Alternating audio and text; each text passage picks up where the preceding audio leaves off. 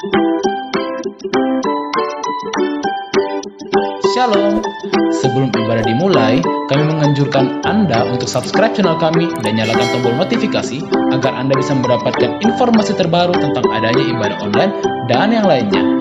Selamat beribadah, Tuhan Yesus memberkati.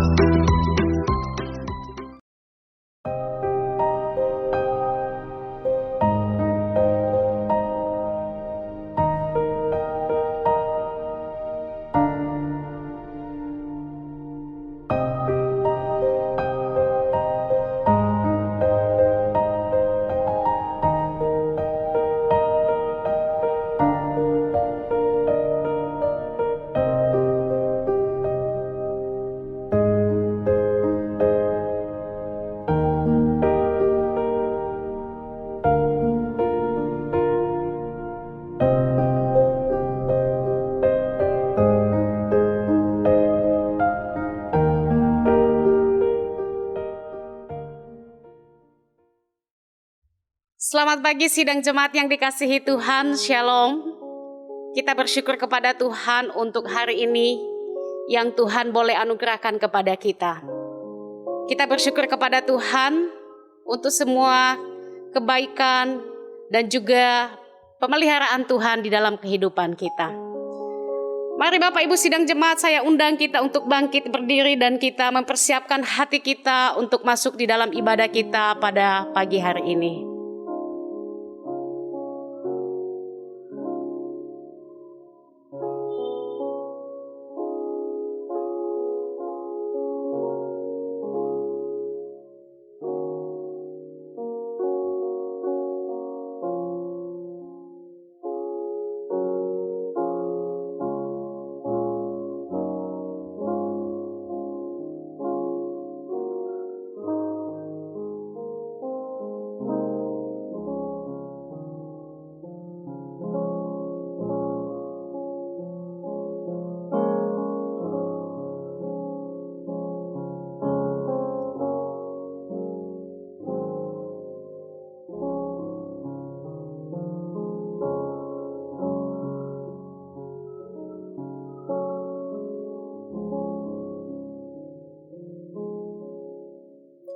Pertolongan kita adalah di dalam nama Tuhan yang menciptakan langit dan bumi, yang kasih setianya kekal selama-lamanya, dan yang tidak meninggalkan pekerjaan tangannya.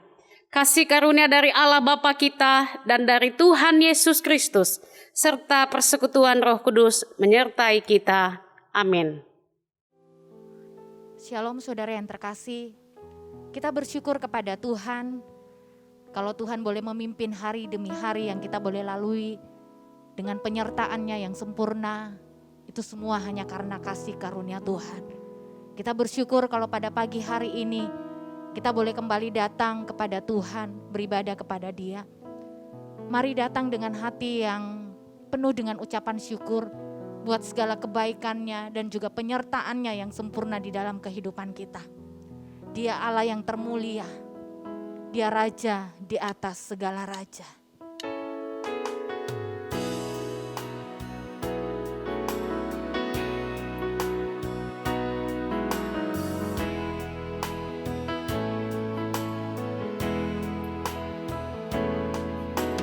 Mulia, sembah Raja mulia. Bagi Yesus puji, hormat dan kuasa.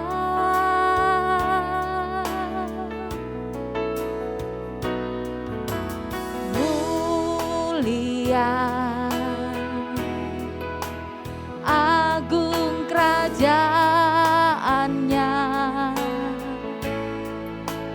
Dari sorga datang untuk segenap umatnya. Dipuji, ditinggikan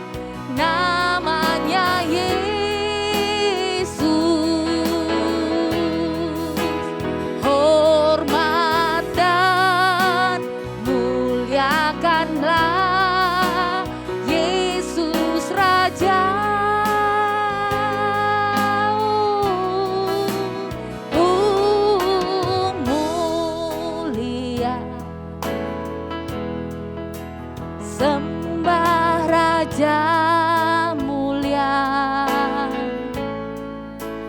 Dia telah mati, dibangkitkan jadi Raja.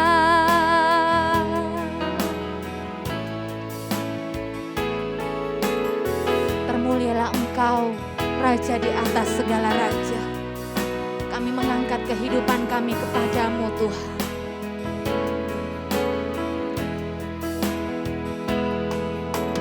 Mulia,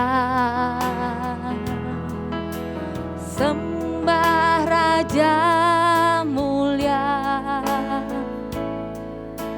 bagi Yesus puji hormat dan kuasa.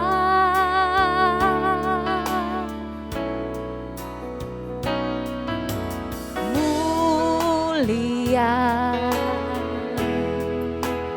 agung kerajaanmu, dari sorga datang untuk segenap umatnya. Kami memuji Engkau Tuhan. Dipuji, ditinggikan namanya Yesus. Hormat dan muliakanlah Yesus Raja.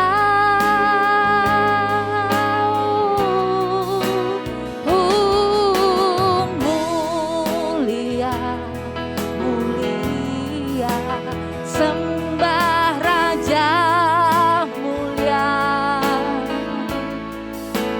Dia telah mati, dibangkitkan jadi Raja. Dipuji, ditinggikan namanya Yesus.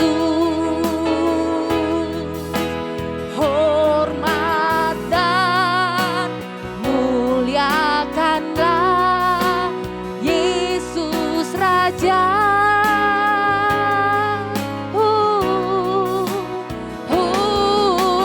Mulia,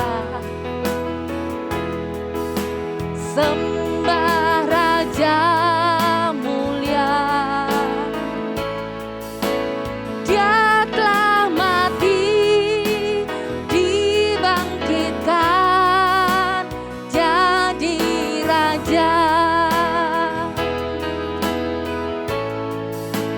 Dia telah mati, dibangkitkan jadi Raja.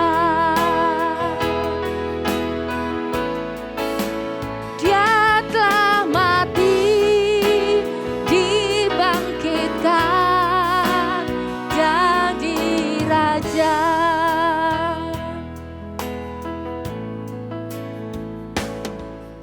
Kami bersyukur kepadamu Tuhan, buat kasih-Mu yang besar bagi setiap kami, buat penyertaan-Mu yang sempurna yang kami boleh rasakan di dalam hari demi hari yang kami boleh lalui di dalam pertolongan Tuhan. Itu semua hanya karena anugerah Tuhan. Kami bersyukur karena Engkau Allah yang senantiasa ada bersama dengan kami, sehingga kami boleh kuat di dalam menjalani kehidupan yang Tuhan percayakan bagi kami. Kami berterima kasih Tuhan, buat segala hal yang Tuhan perbuat bagi kami.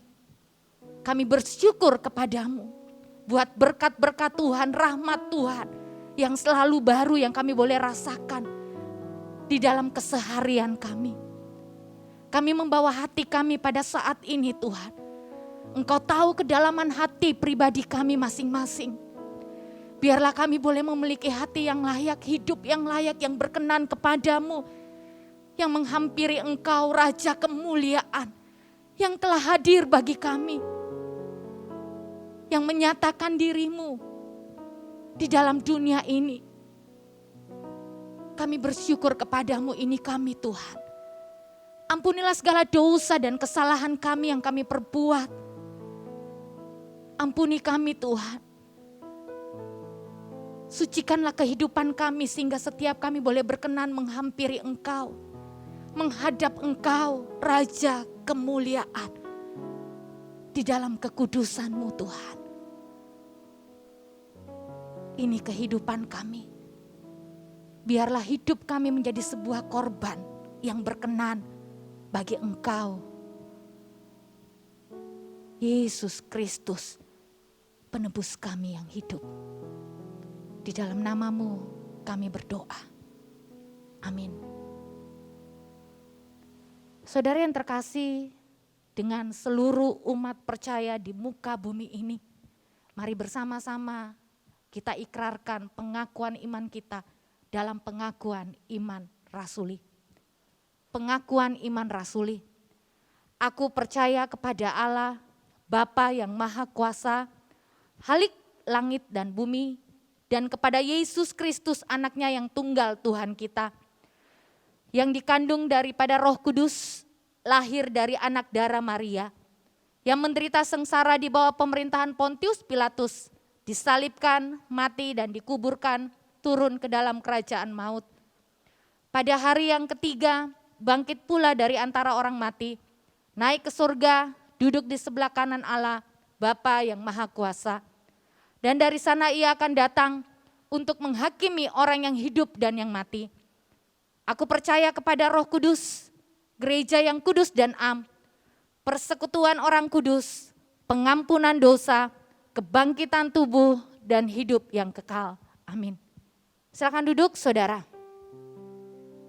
Mari datang pada saat ini dengan hati yang penuh dengan ucapan syukur kepada Tuhan. Dia Allah yang telah hadir di tengah-tengah kita, mari kita sambut kehadirannya dengan penuh sukacita. Sebab Dia Allah yang sungguh teramat baik. Mari datang kepada Tuhan.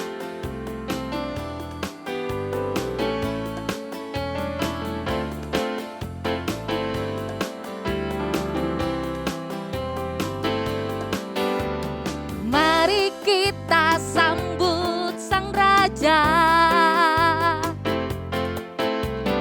Mari kita puji namanya. Dia yang maha mulia, Dia yang maha kuasa. Yesus, Yesus, Yesus namanya.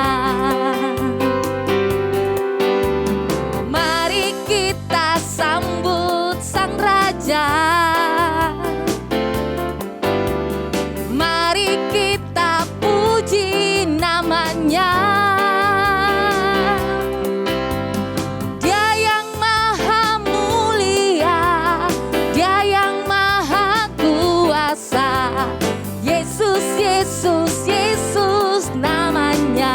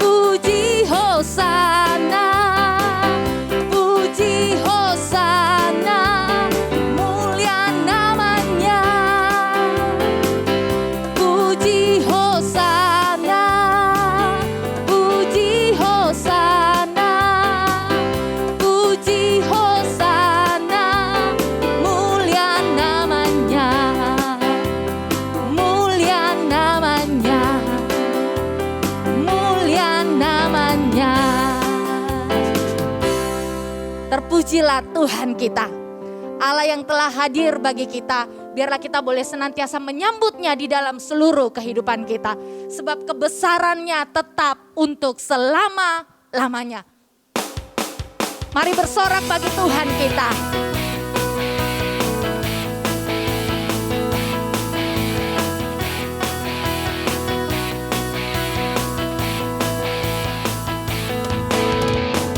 Terpujilah namamu Tuhan, kuat dan penuh kemuliaan. Satu hati kami nyatakan, kebesaran-Mu tetap selamanya. Terpujilah namamu Tuhan, ajaib dan penuh keagungan. Satu hati kami nyatakan, kerajaan-Mu kekal selamanya.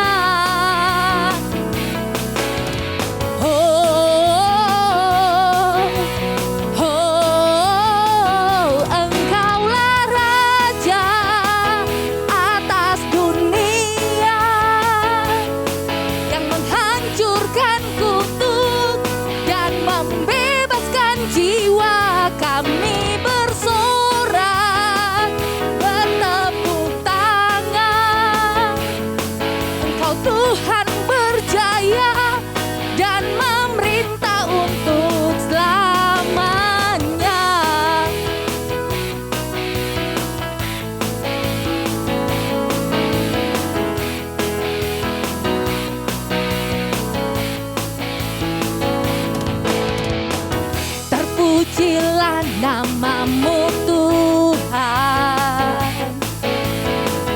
kuat dan penuh kemuliaan. Satu suara kami nyatakan, kebesaran-Mu tetap selamanya. Terpujilah namamu Tuhan, ajaib dan penuh keagungan. Satu hati kami nyatakan, kerajaan-Mu kekal selamanya.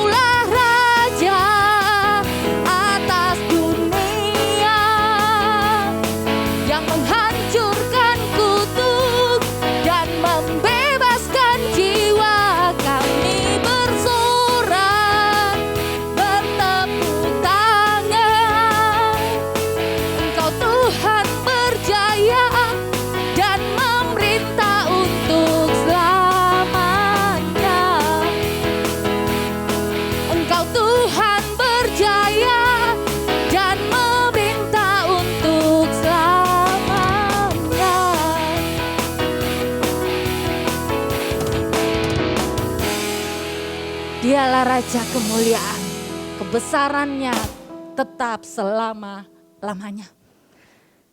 Izinkan Tuhan saudara yang terkasih untuk memerintah atas kehidupanmu dalam hari-hari yang kita lalui. Biarlah Tuhan yang boleh menjadi Raja di dalam kehidupan kita. Mari buka hatimu pada saat ini untuk menerima kebenaran firman-Nya. Biarlah firman-Nya boleh kembali membangunkan setiap kita, memotivasi hidup kita di dalam kita berjalan bersama dengan Tuhan. Mari berikan hatimu kepada Tuhan. Untuk Tuhan bentuk seturut dengan rencananya yang mulia.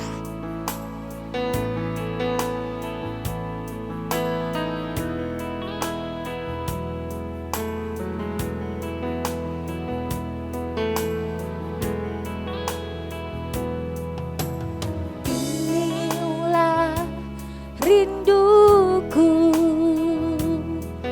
kepadamu,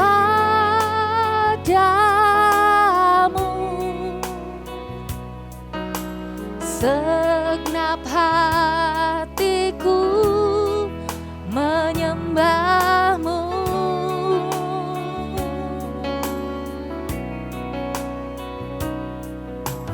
Seluruh jiwaku memujimu,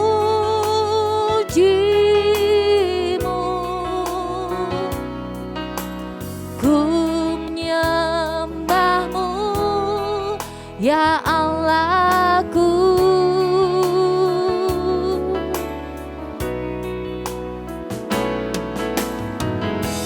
Ku berikan hatiku dan jiwaku, semuanya bagimu di dalam hidupku, di setiap waktu. Nyatakan jalanmu. Ini kerinduan kami Tuhan, hanyalah untuk menyembah Engkau dan meninggikan nama-Mu. Inilah rinduku kepadamu,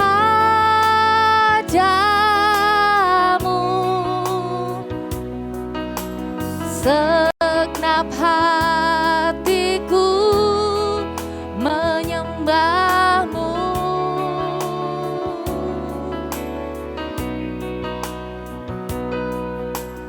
Seluruh hidupku memujimu,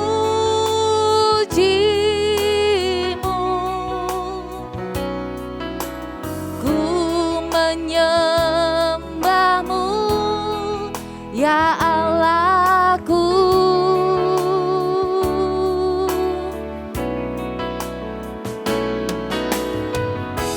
Ku berikan hatiku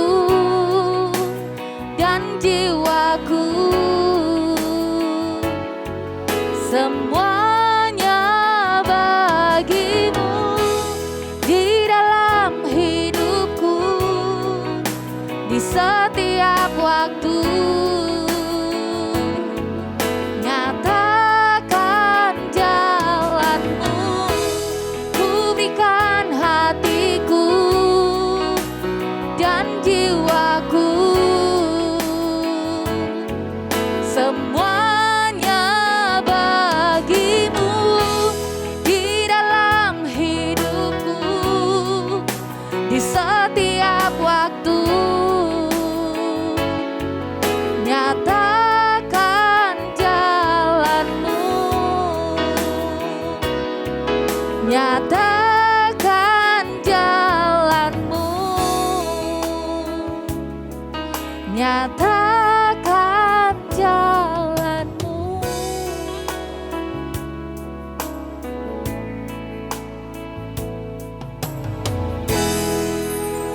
Mari buka hati saudara untuk diisi oleh kebenaran firman Tuhan pada saat ini yang akan disampaikan oleh penginjil Marcella.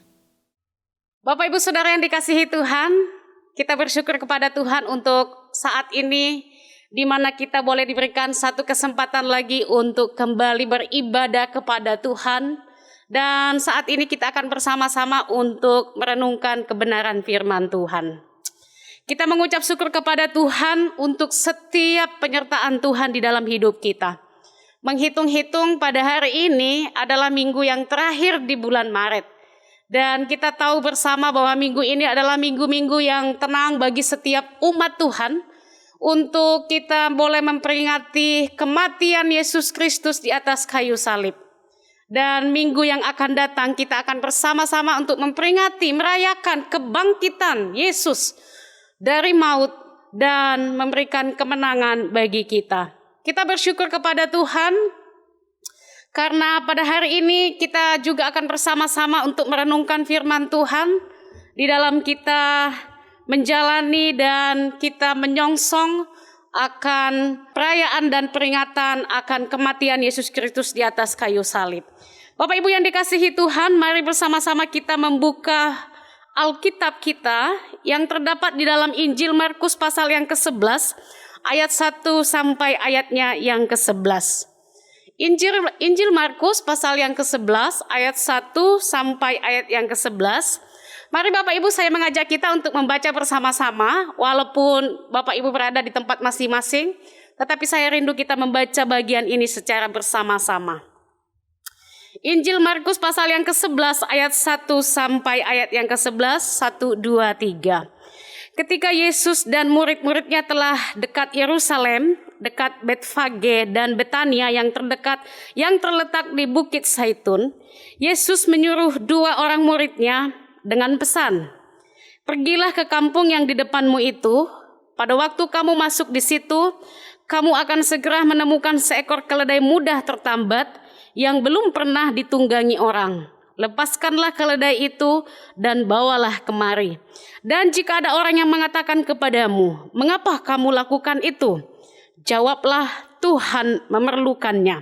Ia akan segera mengembalikannya ke sini.' Mereka pun pergi dan menemukan seekor keledai muda tertambat di depan pintu di luar, di pinggir jalan, lalu melepaskannya. Dan beberapa orang yang ada di situ berkata kepada mereka, 'Apa maksudnya kamu melepaskan keledai itu?' Lalu mereka menjawab seperti yang sudah dikatakan Yesus. Maka orang itu membiarkan mereka. Lalu mereka membawa keledai itu kepada Yesus dan mengalasnya dengan pakaian mereka. Kemudian Yesus naik ke atasnya. Banyak orang yang menghamparkan pakaiannya di jalan, ada pula yang menyebarkan ranting-ranting hijau yang mereka ambil dari ladang. Orang-orang yang berjalan di depan dan mereka yang mengikuti dari belakang berseru, 'Hosana! Diberkatilah dia yang datang dalam nama Tuhan. Diberkatilah kerajaan yang datang, kerajaan Bapa kita Daud. Hosana di tempat yang maha tinggi.' Sesampainya di Yerusalem, ia masuk ke bait Allah. Di sana ia meninjau semuanya. Tetapi sebab hari sudah hampir malam, ia keluar ke Betania bersama dengan ke-12 muridnya." Bapak Ibu yang dikasihi Tuhan, sungguh luar biasa untuk kebenaran firman Tuhan pada pagi hari ini. Sebelum kita bersama-sama merenungkan firman Tuhan ini, saya mengajak kita untuk berdoa terlebih dahulu. Mari kita satu di dalam doa. Ya Tuhan, kami menyerahkan untuk setiap hati kami dan seluruh hidup kami pada saat ini. Kami siap untuk mendengarkan sabda Tuhan, pengajaran Tuhan, didikan Tuhan bagi setiap kami. Tolong kami ya Tuhan, berikan kami pengertian, berikan kami hati untuk boleh memahami, bahkan kami dapat melakukannya di dalam kehidupan kami. Berkati setiap jemaat Tuhan, bahkan hamba-Mu yang berbicara di tempat ini. Tuhan pakai dengan kuasa-Mu, boleh menyampaikan kebenaran Tuhan sesuai dengan apa yang Tuhan ingin sampaikan kepada seluruh jemaat-Mu pada pagi hari ini. Terima kasih ya Tuhan. Berfirmanlah kepada kami siap untuk mendengarkan firman Tuhan. Di dalam nama Tuhan Yesus kami berdoa dan kami mengucap syukur. Amin. Bapak Ibu jemaat yang dikasihi Tuhan, saya kurang tahu apakah Bapak Ibu Saudara sama seperti saya, memperhatikan ada satu peristiwa di tahun 2019 di bulan Agustus ya, di mana para supporter PSM Makassar itu mereka berpawai berkeliling kota Makassar menggunakan bis dan juga beberapa kendaraan umum mereka. Dari berbagai daerah mereka berkumpul di Makassar untuk apa? Mereka berkeliling kota untuk merayakan kemenangan, ya, kemenangan yang sudah sekian lama mereka nantikan, 19 tahun. Ya, setelah 19 tahun menantikan sebuah kemenangan, akhirnya kemenangan itu datang dan mereka dengan memakai seragam warna merah, bawa bendera tim, ya. Sesekali mereka berteriak dan bersorak, "Ewako Makassar, Makassar bisa tonji." Saya nggak tahu apakah Bapak Ibu memperhatikan hal ini, tapi saya memperhatikan hal itu.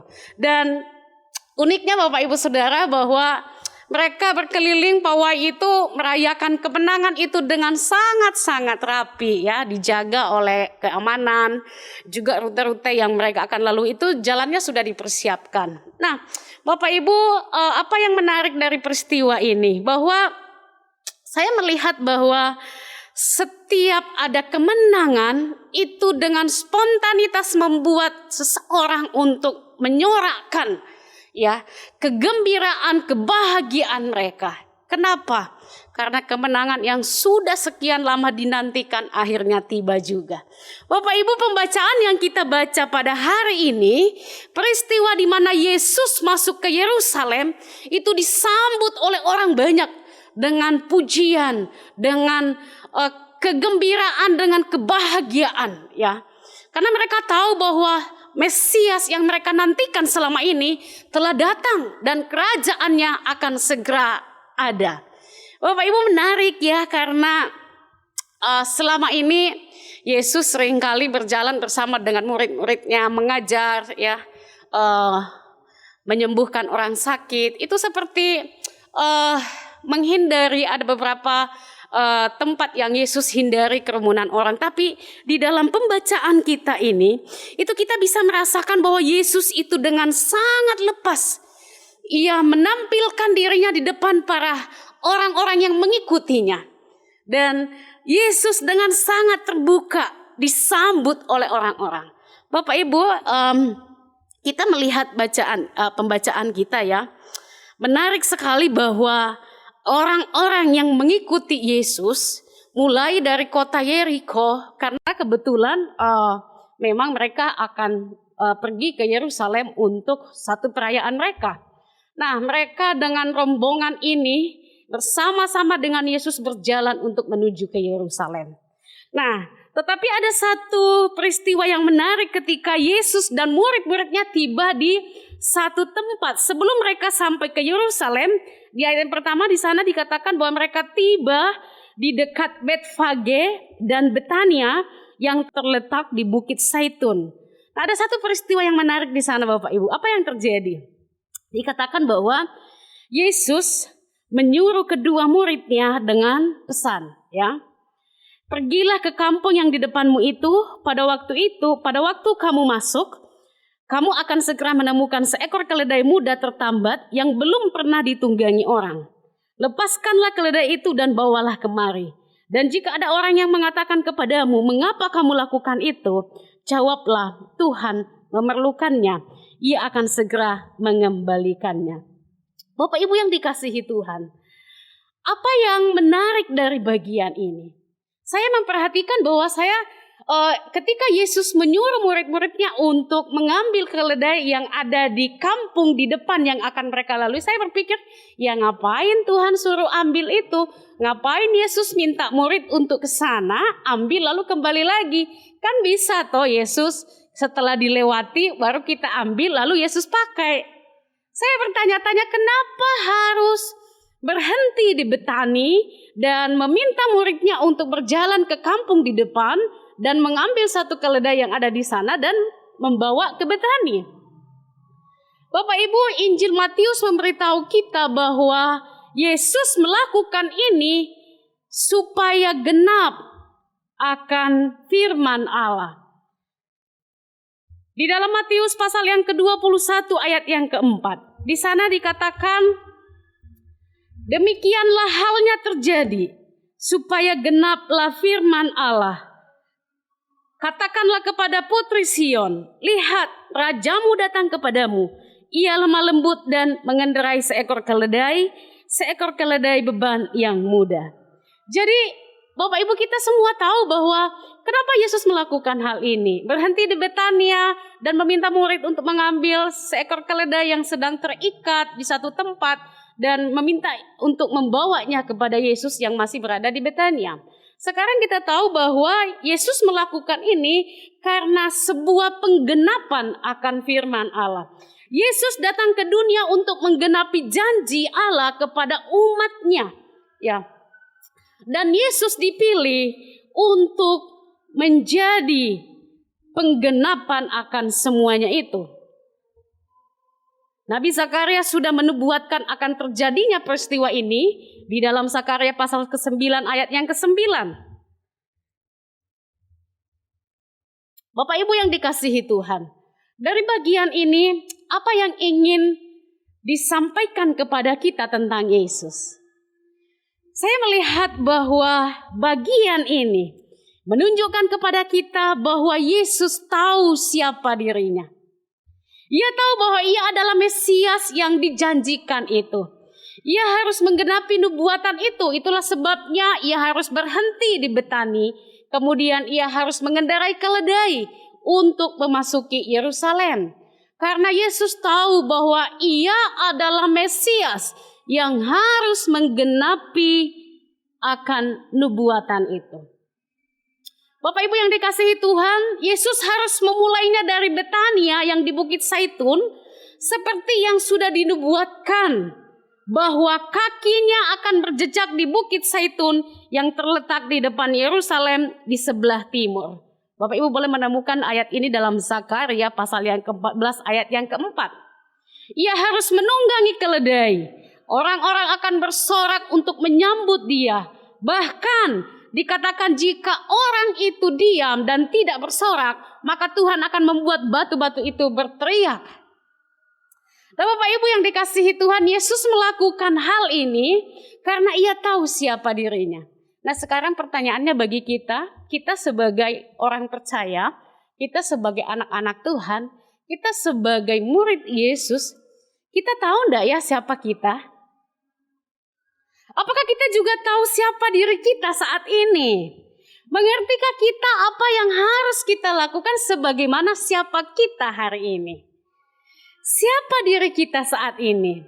Jangan sampai kita hanya mengaku-ngaku orang percaya, kita ngaku-ngaku anak Tuhan, kita ngaku-ngaku murid Yesus, tapi kita tidak tahu apa yang harus kita lakukan. Setiap orang harus tahu siapa dirinya, maka ia akan tahu apa yang harus ia lakukan. Bapak Ibu, seringkali banyak orang mengaku sebagai anak Tuhan, sebagai orang percaya, tetapi mereka tidak tahu apa yang harus ia lakukan. Tetapi ada juga yang mereka tahu siapa dirinya dan mereka tahu apa yang harus ia lakukan, tapi mereka suka berpura-pura tidak tahu. Nah ini dia, mereka suka berpura-pura tidak tahu dan tidak tahu diri, ya. Bapak Ibu yang dikasihi Tuhan, ada pria muka pas-pasan, dompet pas-pasan, ya, body pas-pasan, menyukai dan menginginkan seorang wanita yang cantik, berbadan gitar, ya, karirnya luar biasa, wajahnya glowing, punya harta. Nah, kadang-kadang kalau orang ini adalah teman kita, mungkin kita akan berkata, tahu diri kok, ya, siapa kamu? Bapak Ibu, seringkali kita lupa diri, tidak tahu diri, ya. Kita seringkali mengaku bahwa kita adalah orang percaya, kita pengikut Tuhan, kita anak Tuhan, tapi kita tidak tahu bahwa apa yang harus kita lakukan dengan identitas kita itu.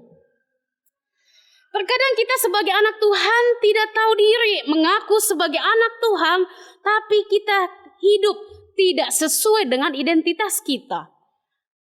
Seringkali kita tahu bahwa kita adalah anak Tuhan yang harus berlaku jujur, menghormati orang lain, mengasihi mereka yang lemah, tidak membeda-bedakan suku dan ras. Kita tahu bahwa sebagai anak Tuhan, kita tidak boleh kompromi dengan dosa. Tetapi seringkali ketika kita diperhadapkan dengan situasi ini, seringkali kita bersikap pura-pura tidak tahu. Seringkali kita bersikap orang yang tidak tahu diri. Bapak Ibu yang dikasihi Tuhan, Yesus memberi kita satu teladan yang luar biasa. Yesus tahu siapa dirinya. Dan ia harus melakukan apa yang semestinya ia lakukan. Yesus tahu bahwa ia diutus oleh Bapa untuk memenuhi janji kepada umatnya untuk membebaskan mereka. Yesus tahu bahwa ia akan menderita, ia akan mati untuk membebaskan umat dari ikatan dosa. Bukan untuk menjadi raja seperti apa yang mereka pikirkan selama ini. Dan Yesus taat melakukan semuanya itu. Bapak Ibu yang dikasihi Tuhan, Yesus berhenti di Betania, di Bukit Zaitun, dan menunggangi keledai masuk ke Yerusalem.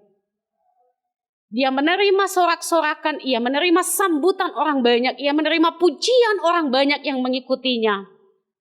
Yesus melakukan semuanya itu karena ia tahu siapa dirinya. Nah, bagaimana dengan kita hari ini? Apakah kita tahu siapa diri kita saat ini? Dan mengertikah kita bagaimana seharusnya kita hidup? Sebagaimana identitas kita, siapa kita hari ini. Bapak Ibu yang dikasihi Tuhan, dari bagian ini, apa yang cerita ini sampaikan kepada kita tentang Yesus? Apa yang ingin disampaikan kepada kita tentang Yesus? Yang kedua, yang pertama bahwa Yesus tahu dirinya siapa. Yang kedua, dari peristiwa ini saya menemukan bahwa Yesus adalah benar-benar Mesias, anak Allah. Yesus tidak menolak untuk disambut dengan penuh penghormatan itu ya. Sebab memang dia layak untuk disambut demikian. Karena memang sudah dinubuatkan bahwa ia akan disambut dengan sorak-sorakan. Dan Yesus tidak menolak dengan itu. Yesus adalah Raja yang akan menyelamatkan mereka. Dan mereka harus memberikan penghormatannya kepada Raja mereka. Itulah sebabnya mengapa mereka melepaskan pakaian mereka, mengambil ranting-ranting untuk menyambut. Ya Bapak Ibu, satu kebiasaan mereka di sana, mereka biasanya pakai ranting-ranting untuk menyambut para peziarah-peziarah yang datang ke Yerusalem. Ya, kita ingat bahwa peristiwa ini terjadi ketika umat Yahudi akan merayakan satu perayaan di Yerusalem. Nah, Yesus datang dengan cara yang sudah dinubuatkan. Ini menunjukkan kepada kita bahwa Yesus adalah benar-benar Mesias yang telah dijanjikan itu. Dan dari reaksi orang-orang banyak yang mengikuti Yesus, yang mengawal Yesus di depan dan yang berada di tengah jalan, itu menunjukkan bahwa mereka memahami dan mereka mengerti, mereka tahu bahwa Mesias adalah Yesus itu. Bapak Ibu, dikatakan bahwa orang melepaskan pakaiannya dan menghamparkannya di jalan. Ada pula yang menyebarkan ranting-ranting hijau yang mereka ambil dari ladang. Apa maksud dari ini? Bapak Ibu, mereka melakukan satu penghormatan kepada raja mereka. Ya, mereka menghamparkan pakaian mereka di jalan yang mana keledai itu akan lewati, yang Yesus duduk di sana. Sebagai bentuk penghormatan mereka kepada raja mereka. Sebagai bentuk penghormatan mereka kepada Yesus, Mesias yang mereka sudah nanti-nantikan selama ini. Nah, Bapak Ibu yang dikasihi Tuhan, dari bagian ini memperlihatkan dan menunjukkan kepada kita bahwa Yesus adalah sungguh-sungguh Mesias yang sudah datang. Prinsip yang sama yang terjadi kepada Yesus itu pernah terjadi di dalam 2 Raja-Raja pasal yang ke-9 ya. Ketika Yehu selesai diurapi menjadi raja, lalu pengikut-pengikutnya itu dengan spontanitas melepaskan baju mereka, lalu mereka menghamparkannya di tangga di mana Yehu akan menuruni tangga itu dan mereka bersorak, Yehu Raja, Yehu Raja. Bapak Ibu, prinsip yang sama yang dilakukan oleh Yesus, yang dialami oleh Yesus. Ini menunjukkan kepada kita bahwa Yesus adalah sungguh-sungguh Mesias yang telah dijanjikan itu. Dan Yesus ada di tengah-tengah mereka. Namun sayang Bapak Ibu, konsep mereka akan Mesias ini, penghormatan mereka kepada raja mereka, mereka hanya menghormati Yesus sebagai raja yang mereka nantikan, raja yang dijanjikan kepada mereka. Mereka melihat Yesus hanya sebagai seorang raja yang akan memerintah mereka, hanya seorang raja yang akan membebaskan mereka dari pemerintahan Romawi. Itulah sebabnya ketika raja menurut konsep mereka disalibkan dan mati, mereka segera berubah dari memuji Dia, dari mengagungkan Dia, menggantinya dengan sorakan dan teriakan, salibkan Dia. Bapak Ibu yang dikasihi Tuhan, orang banyak ini gagal memahami Yesus adalah Mesias. Mereka hanya melihat Yesus sebagai raja, kerajaan baru sudah datang. Dan mereka hanya memberikan penghormatan kepada raja yang membebaskan mereka secara fisik. Mereka gagal melihat bahwa Yesus adalah Mesias yang datang membawa damai, datang membawa pembebasan dari ikatan dosa. Bapak Ibu Saudara yang dikasihi Tuhan, keledai pada zaman dulu itu sering dipakai dan dinaiki oleh para raja yang membawa perdamaian. Berbeda ketika seseorang menaiki kuda, menunjukkan seorang raja yang siap untuk memusnahkan, siap untuk menghancurkan. Tetapi ketika seseorang menaiki keledai, itu menunjukkan bahwa ada kedamaian yang akan dinyatakan. Dan Yesus memakai keledai ini untuk menunjukkan bahwa kehadirannya untuk membawa pendamaian bagi umat Tuhan.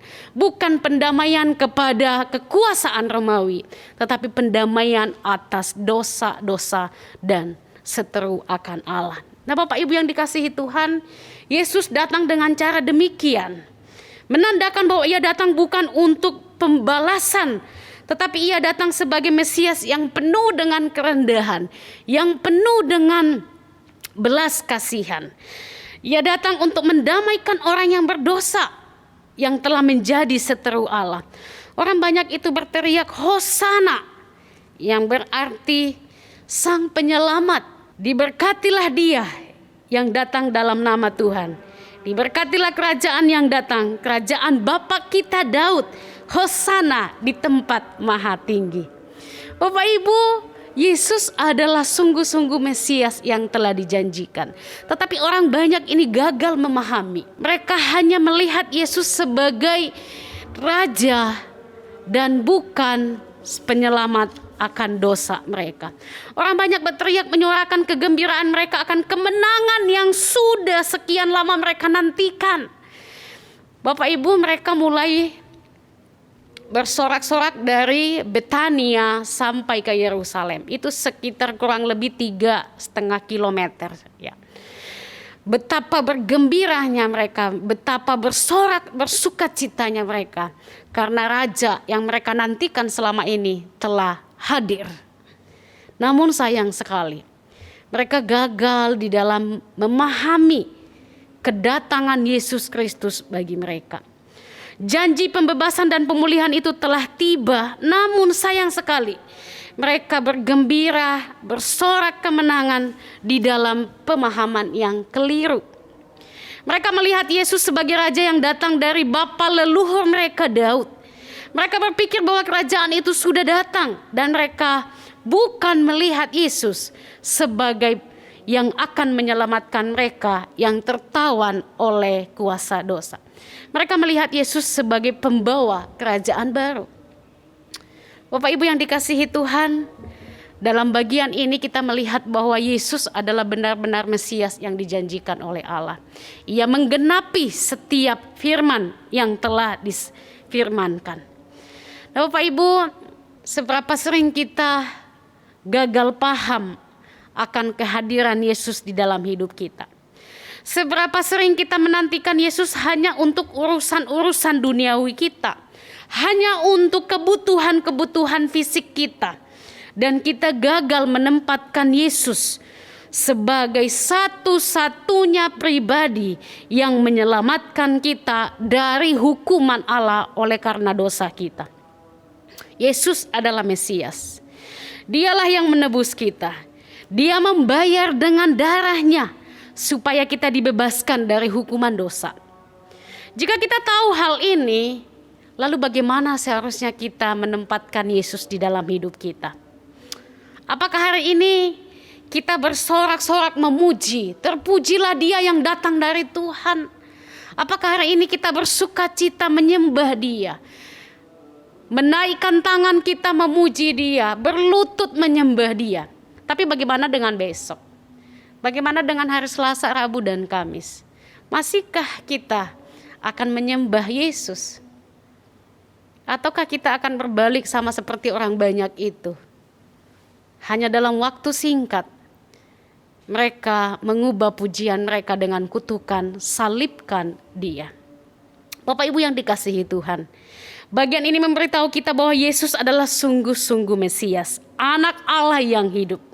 Jadi percayalah kepadanya. Sebab Dia telah datang dan menawarkan keselamatan kepada kita. Ia penuh kasih dan rendah hati. Hiduplah dengan setia, mengikuti teladan yang Yesus sudah ajarkan kepada kita, murid-muridnya. Ya Bapak Ibu, selanjutnya apa dari bagian ini yang ingin disampaikan tentang Yesus kepada kita? Yesus adalah Allah yang Maha Tahu. Yesus tahu siapa dirinya.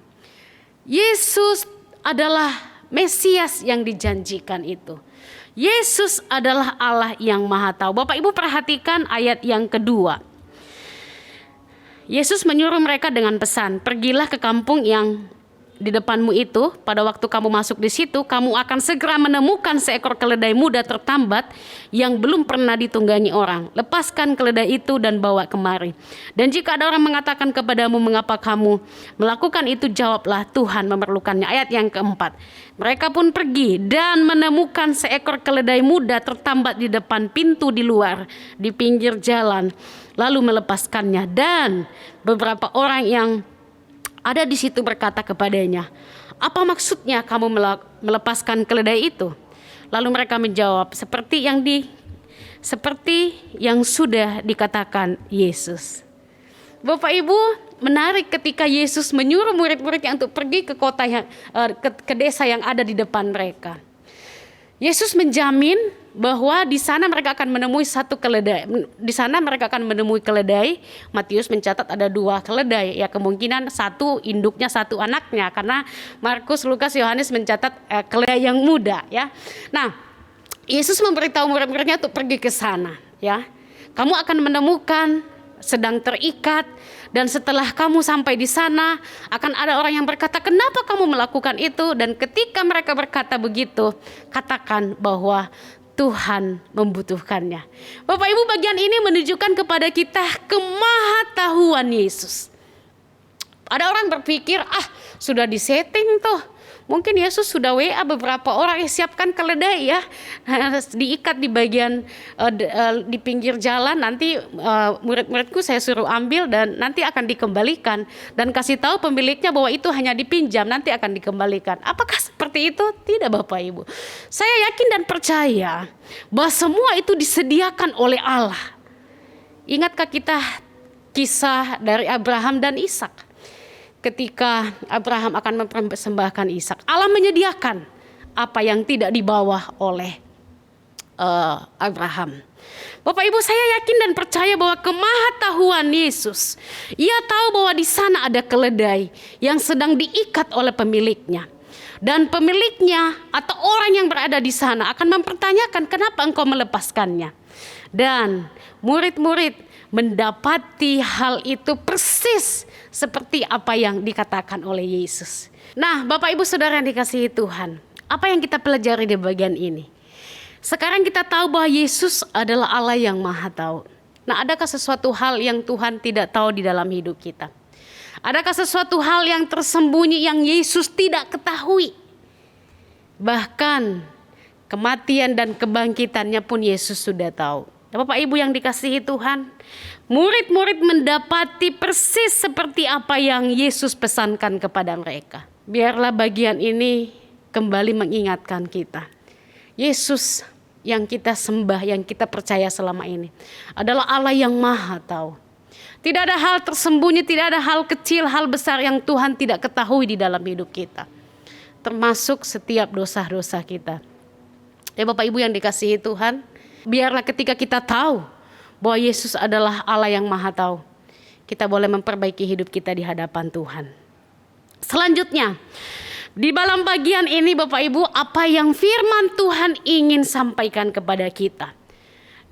Kita sudah melihat siapa Yesus di dalam cerita ini. Yesus adalah pribadi yang tahu siapa dirinya. Yesus adalah benar-benar Mesias yang dijanjikan itu. Yesus adalah Allah yang Maha Tahu. Yesus adalah pribadi yang rendah hati. Bapak Ibu perhatikan, Yesus menunggangi keledai dan memasuki Yerusalem. Bapak Ibu Saudara boleh bayangkan seorang raja harusnya disambut seperti apa? Paling tidak seorang raja itu memakai kendaraan yang mewah ya. Pada waktu itu mungkin kuda yang paling mewah ya. Seharusnya memakai karpet merah untuk dijalani oleh Yesus. Tetapi Yesus tidak seperti itu. Yesus bukan raja yang datang untuk meninggikan dirinya. Tetapi justru Yesus datang untuk memperlihatkan bahwa dia adalah raja yang sangat-sangat memiliki kerendahan hati. Ia memakai keledai seperti apa yang dinubuatkan oleh Allah sebelumnya. Ya Bapak Ibu yang dikasihi Tuhan, Yesus adalah pribadi yang rendah hati. Nah, adakah kita meneladani kepribadian Yesus di dalam hidup kita sebagai orang percaya? Adakah kita memiliki kerendahan hati? Mungkin hari ini posisi kita bukan sebagai seorang raja. Mungkin hari ini posisi kita sebagai seorang pemimpin atau seorang yang tertinggi di masyarakat atau seorang yang tertinggi di perusahaan atau seorang yang tertinggi di dalam keluarga. Adakah kita sebagai murid-murid Yesus, sebagai anak-anak Tuhan punya sikap kerendahan hati? Sekalipun Yesus adalah raja dan ia layak untuk menerima penyambutan itu, tetapi ia mau untuk memakai keledai muda yang tertambat untuk menunjukkan kerendahan hatinya. Bapak Ibu yang dikasihi Tuhan, luar biasa Yesus. Siapa Yesus di dalam cerita ini? Yesus bukan hanya Allah yang Maha Tahu, bukan hanya Mesias, bukan hanya Allah yang tahu dirinya siapa, bukan hanya Allah yang menggenapi akan janji Tuhan. Tetapi di bagian ini kita juga memperhatikan bahwa Yesus adalah pribadi yang seringkali melibatkan muridnya di dalam setiap hal. Perhatikan Bapak Ibu bahwa ia memerintahkan kepada 2 muridnya untuk pergi mengambil keledai itu. Ini menunjukkan kepada kita bahwa Yesus ingin murid-muridnya itu terlibat di dalamnya. Dan di dalam sepanjang perjalanan Yesus dengan murid-muridnya, Markus mencatat dengan sangat detail bahwa Yesus itu banyak kali melibatkan murid-murid di dalam seluruh pelayanannya.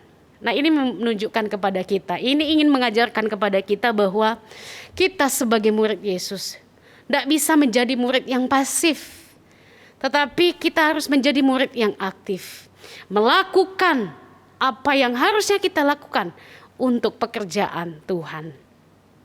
Nah, Bapak Ibu yang dikasihi Tuhan, dari firman Tuhan pada pagi hari ini, kita sudah diberitahu siapa Yesus. Lalu apa dari bagian ini yang menjadi pengajaran bagi kita? Apa dari bagian ini yang ingin disampaikan Tuhan kepada kita? Melalui peristiwa ini Bapak Ibu kita melihat siapa Yesus. Mari kita melihat bagian yang lain. Siapakah Yesus itu? Yesus adalah Allah. Perhatikan ketika ia mengatakan ayat yang ketiga, jika ada orang yang mengatakan kepadamu, mengapa kamu lakukan itu? Jawablah, Tuhan memerlukannya. Yesus menyebut dirinya sebagai Tuhan. Bapak Ibu yang dikasihi Tuhan, tidak diragukan lagi bahwa Yesus adalah benar-benar Tuhan yang sejati. Kehadirannya di Yerusalem, di tengah-tengah keramaian orang yang sedang merayakan hari perayaan mereka, itu membuktikan akan kehadiran Allah bagi mereka. Namun menarik Bapak Ibu, dari peristiwa ini, perhatikan ayat yang ke-11. Sesampainya di Yerusalem, ia masuk ke bait Allah. Di sana ia meninjau semuanya, tetapi sebab hari sudah hampir malam, ia keluar ke Betania bersama dengan ke-12 muridnya. Apa yang saya tertarik dari bagian ini? Bapak Ibu perhatikan bahwa ketika Yesus sampai di Yerusalem, ia langsung pergi ke bait Allah dan memperhatikan semuanya. Lalu katanya karena hampir sudah malam, lalu ia kembali ke Betani karena Yesus menginap di sana. Betani adalah satu tempat yang sering kali dipakai oleh orang-orang untuk menginap kalau mereka akan ke Yerusalem di dalam ibadah mereka. Nah, apa yang menarik dari bagian ini? Yesus masuk ke bait Allah, menilik semua tempat itu, lalu ia meninggalkan. Pertanyaannya bagi kita adalah, kenapa Yesus seperti tidak melakukan apa-apa? Ya, apakah karena sudah malam dan Yesus harus mengembalikan keledai itu? Mungkin bisa jadi. Tetapi apa yang menarik dari sini Bapak Ibu? Yang menarik adalah ketika Yesus tiba di bait Allah, tidak ada satupun dari antara banyak orang di sana yang merasakan atau melihat atau mengalami kehadiran Yesus. Kenapa? Karena di bait Allah orang-orang sedang sibuk untuk berjual beli, tukar uang untuk persiapan mereka hari raya kurban itu. Bapak Ibu yang dikasihi Tuhan, kehadiran Yesus tidak ada satupun yang menarik, yang tertarik kepada kehadiran Yesus. Dalam kehidupan kita, seringkali kita juga mengalami hal seperti ini. Kita terlalu disibukkan dengan bisnis, kita terlalu disibukkan dengan hal-hal duniawi kita, dan kita mengabaikan kehadiran Yesus. Saya berpikir seandainya ada 1-2 orang yang memperhatikan bahwa Yesus hadir dalam bait Allah, mungkin ceritanya tidak akan berujung sampai seperti ini. Tetapi apa yang firman Tuhan ingin ajarkan kepada kita melalui peristiwa ini, bahwa kita manusia seringkali gagal melihat, gagal mengalami kehadiran Yesus dalam hidup kita. Kenapa? Karena kita fokus dengan pekerjaan kita, bisnis kita, ya. Bapak Ibu, kondisi di Yerusalem adalah kondisi yang sedang ramai, ya. Orang-orang sedang bertukar uang, karena orang yang datang ke Yerusalem itu mereka harus menukar uang mereka sesuai dengan mata uang di sana untuk bisa membeli korban yang akan mereka kurbankan, karena tidak mungkin mereka mau bawa dari daerah mereka untuk kurbankan di sana. Jadi mereka harus beli di sana. Nah, mereka menukar uang, ya. Menukar uang kan biasanya ada untungnya nih. Nah, kemudian orang-orang yang menjual kurban-kurban ini pun juga tidak mungkin menjual dengan harga biasa, ya. Mereka juga tahu bahwa orang yang datang untuk kurban ini mereka pasti butuh, jadi ya kasih naik-naik lah sedikit harganya. Nah Bapak Ibu, suasana ini sedang terjadi di bait Allah, dan orang-orang sedang sibuk dengan hal ini, dan mereka gagal melihat kehadiran Yesus di tengah-tengah mereka. Yesus meninggalkan mereka dan kembali ke Betani, di mana dia menginap di sana. Bapak Ibu Saudara yang dikasihi Tuhan, seberapa sering di dalam hidup kita gagal melihat, kita gagal mengalami kehadiran Tuhan di dalam hidup kita. Kenapa? Karena kita difokuskan oleh hal-hal duniawi kita. Biarlah bagian ini mengingatkan kembali kepada kita, untuk kita peka akan kehadiran Yesus di dalam hidup kita. Lalu pengajaran yang terakhir dari bagian ini di ayat yang keempat. Mereka pun pergi dan menemukan seekor keledai muda tertambat di depan pintu di luar di pinggir jalan, lalu melepaskannya. Bapak Ibu, Yesus meminta murid-muridnya untuk pergi, dan mereka mendapati persis apa yang Yesus katakan. Apa yang Tuhan ingin ajarkan kepada kita dari bagian ini? Yesus ingin mengatakan bahwa untuk kita bisa melihat apa yang Yesus katakan, apa yang Tuhan siapkan, kita perlu pergi dan kita perlu taat. Saya bertanya-tanya, kenapa murid-murid ini di dalam bagian ini mereka tidak bertanya, mereka tidak protes, ya. Tetapi dengan spontan mereka pergi dan melakukan apa yang Yesus katakan. Bapak Ibu, andai kata mereka tidak pergi, mereka tidak akan melihat apa yang Yesus ucapkan dan apa yang Yesus katakan kepada mereka. Mereka pergi, mereka taat, dan mereka percaya bahwa apa yang dikatakan oleh Yesus itu pasti mereka akan temukan. Dan benar Bapak Ibu, bahwa mereka menemukan persis seperti apa yang Yesus katakan. Mereka menemukan keledai itu, ada orang yang menanyakan kenapa kamu melakukannya, dan mereka membiarkannya. Bapak Ibu, apa yang bagian ini ingin ajarkan kepada kita? bahwa untuk melihat setiap perkataan-perkataan Tuhan di dalam hidup kita, untuk kita mengalami setiap perkataan-perkataan Tuhan di dalam hidup kita, kita perlu taat, kita perlu melakukan apa yang Yesus katakan, dan kita perlu melakukannya dengan percaya. Bapak Ibu yang dikasihi Tuhan, murid-murid taat. Mereka yang diperintahkan pergi melakukannya dengan percaya bahwa kalau Yesus yang suruh, pasti itu terjadi. Dan benar mereka melihat dan mengalami itu.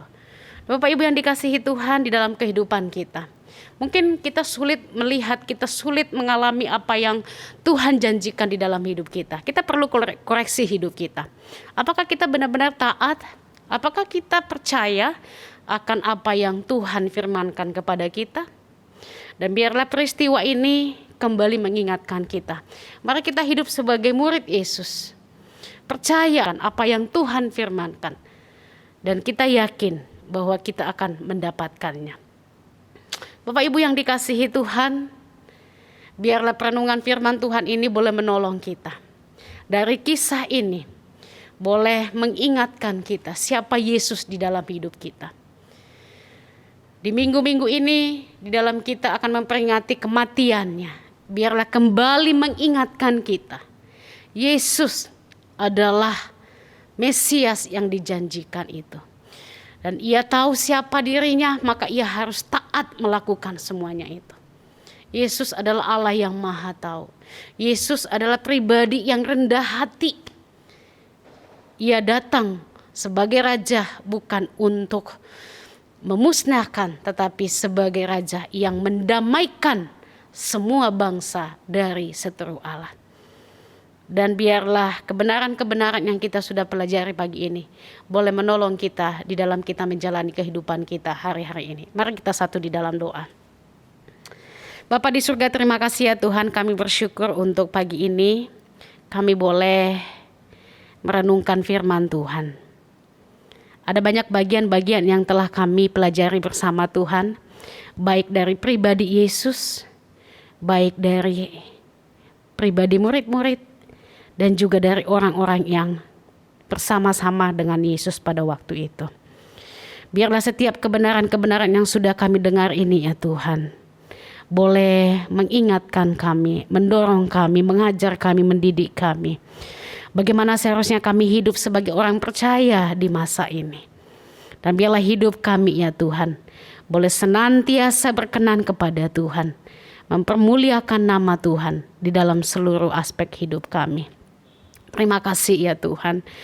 Berkati firman Tuhan ini, biarlah Tuhan yang akan menyempurnakannya bagi setiap kami. Kami juga berdoa Tuhan untuk gereja-Mu di tempat ini. Tuhan memberkati setiap jemaat Tuhan. Terkhusus dalam minggu ini kami akan memperingati kematian Tuhan di atas kayu salib untuk memberikan kami keselamatan, mendamaikan kami dari seteru dosa kami. Tuhan, biarlah Engkau menolong setiap jemaat-Mu untuk boleh mengalami Tuhan di dalam momen-momen ini. Kami juga berdoa ya Tuhan untuk rencana gereja untuk mengadakan ibadah onsite pada bulan April. Tuhan yang akan menolong memberkati segala persiapan yang ada. Kami juga berdoa terus untuk bangsa dan negara kami ya Tuhan, untuk kota Makassar. Dan kami juga terus berdoa untuk COVID. Biarlah Tuhan yang akan terus menolong memberkati kami. Terima kasih ya Tuhan. Kami serahkan kehidupan kami. Tuhan tolong kami untuk senantiasa hidup sesuai dengan firman Tuhan. Kami taat, hidup percaya kepada Yesus Kristus. Terpujilah nama-Mu Bapa di surga. Terima kasih ya Tuhan. Inilah doa dan ucapan syukur kami. Dan kami berdoa di dalam nama Tuhan Yesus. Amin. Saudara yang dikasihi Tuhan, kita bersyukur kita sudah mendengarkan firman Tuhan.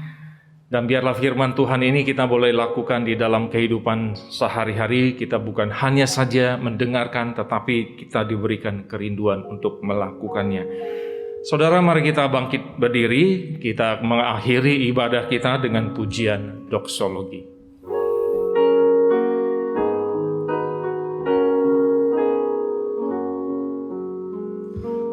Puji Allah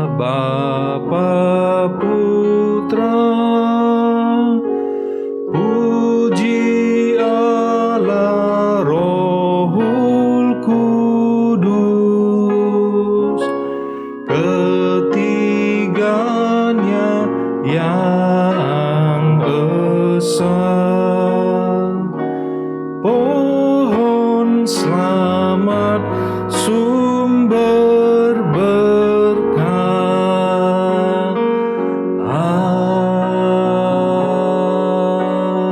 Amin. Mari kita tundukkan kepala kita dan hati kita di hadapan Tuhan. Dan biarlah kita boleh menjadi anak-anak Tuhan yang selalu melakukan firman Tuhan setiap kali kita mendengarkan firman Tuhan, sehingga kita boleh semakin dibentuk oleh Tuhan menjadi lebih indah dan memuliakan namanya. Dan terimalah berkat Tuhan. Tuhan Allah memberkati engkau dan Tuhan Allah melindungi engkau. Tuhan Allah menyinari engkau dengan wajah-Nya, memberi engkau kasih karunia, dan Tuhan Allah menghadapkan wajah-Nya kepadamu dan memberi engkau damai sejahtera. Amin.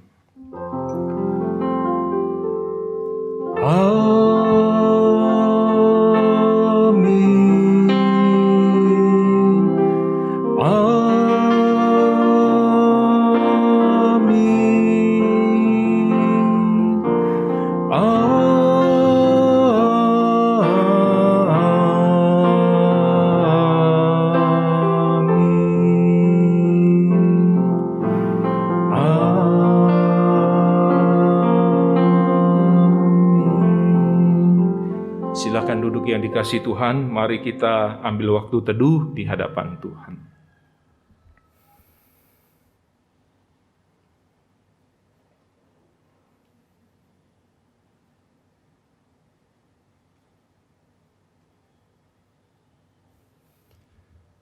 Saudara, ada beberapa hal yang mau disampaikan. Yang pertama yaitu berkenaan dengan Jumat Agung ya. Hari Jumat nanti kita akan memperingati Jumat Agung kematian Tuhan Yesus. Kita ada ibadah online ya di YouTube itu jam 11.30 pagi ya. Jadi kita bisa mengikuti ibadah. Kita juga di sana kita bisa berpuasa ya, kita boleh mengenang penderitaan Tuhan Yesus. Lalu kemudian jam 5 sore kita ada ibadah peringatan kematian Tuhan Yesus. Itu secara on-site dan live streaming bagi Bapak Ibu yang di bawah 65 tahun dan di dalam kondisi yang sehat. Sesuai dengan protokol kesehatan, kita akan mengikuti ibadah onsite ya dari Bapak Ibu yang menghadiri ibadah onsite di dalam gedung gereja ini. Bapak Ibu pastikan kesehatan Bapak Ibu, baru kemudian datang. Lalu kemudian ada perjamuan kudus di hari Jumat Agung. Oleh sebab itu, mari kita mempersiapkan hati kita supaya Tuhan berkenan ketika kita menerima roti dan anggur perjamuan kudus di dalam ibadah perayaan peringatan Jumat Agung ini.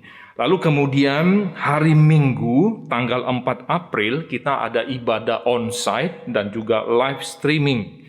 Tetap kita akan menjalankan protokol kesehatan. Ibadah Minggu pagi itu jam 8 pagi. Jadi bagi Bapak Ibu yang mau mengikuti ibadah onsite di dalam gedung gereja, tetap kita menjaga kesehatan kita dan pastikan kita sehat baru kemudian kita datang. Bapak Ibu yang mau ikut ibadah onsite ini diharapkan untuk bisa mendaftarkan diri ke TU gereja sesuai dengan jam kantor ya, itu tanggal 18 Maret sudah mulai dari tanggal 18 Maret sampai 31 Maret sampai akhir bulan ini ya. Jadi tolong diperhatikan supaya nanti kita bisa menyusun semuanya dengan baik. Demikian saja pengumuman dari saya. Tuhan Yesus memberkati kita semua.